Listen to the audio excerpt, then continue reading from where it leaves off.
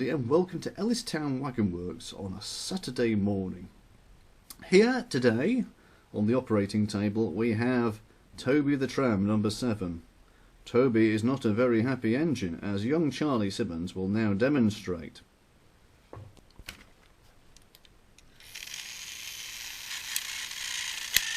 As you can see, he's got slippy wheels, and to prove this is even as bad as you think, what we'll do is simulate a train. So we'll use Thomas as a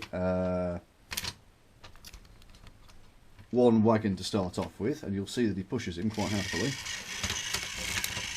However, if we put the brake on Thomas to simulate a longer train, and we usually do things that are sort of 5 coaches or more on our layouts, as you can see, there is no drive on his drive wheel down there. This also means he can't go uphill.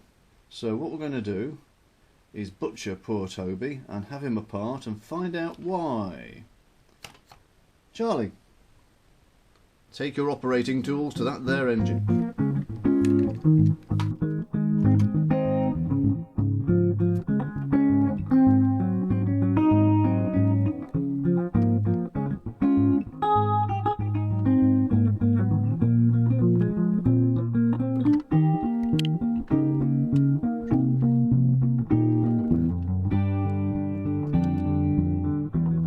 Okay, so we've now got to the point where we've removed the motor, and we're going to have a look at this bit, which is the main drive axle. So as you can see, the main drive axle is made up of the wheels and a little cog that goes on it. Now if we have a little look at the cog in more detail, you'll see there's probably a little bit of fluff dangling on the axle, and you can see there's a little sort of plastic cog. Now usually the problem with all these things is the plastic cog has come away from the axle, it's moulded onto it when it's manufactured. The first thing we'll do is get rid of the fluff. So Charlie Fowles, dispatch that fluff off there please.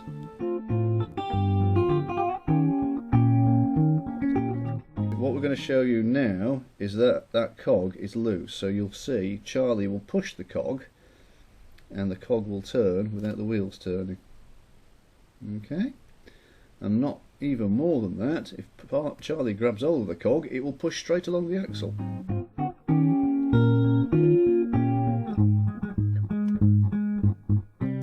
So there we go, it's slipped all the way down.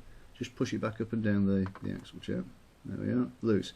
What you can see on the axle is over here, you'll see there's an area that's knurled just there, and that's where it was moulded onto it. Now the trick to doing this is trying to get it back onto that. But you'll also see, if we look carefully at the cog, I'll get my hands out the light, there's a crack in the cog. So what we're going to do is basically glue the cog back in position on the knurled area and try and tighten up where the crack in the cog is to try and fix it. Otherwise it'll have a slight limp. But that's what we're going to do next.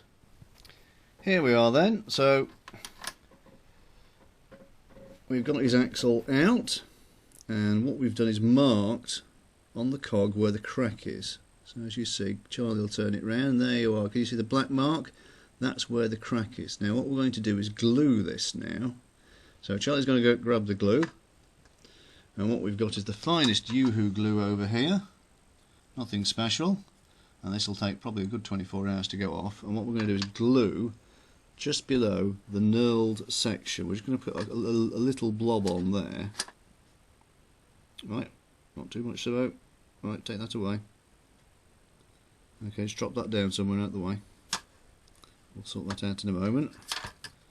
And then what I'm going to do is push the cog back up onto the knurled section.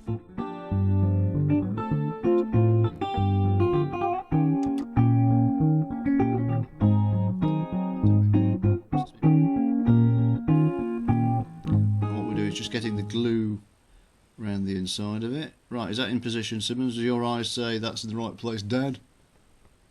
Yep. Yep. Right, what we're going to do now is clamp it up.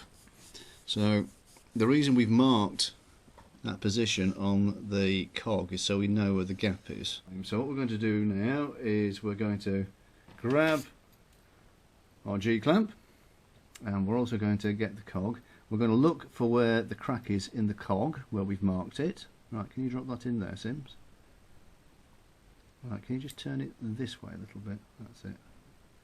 And we're just going to very, very gently clamp it up.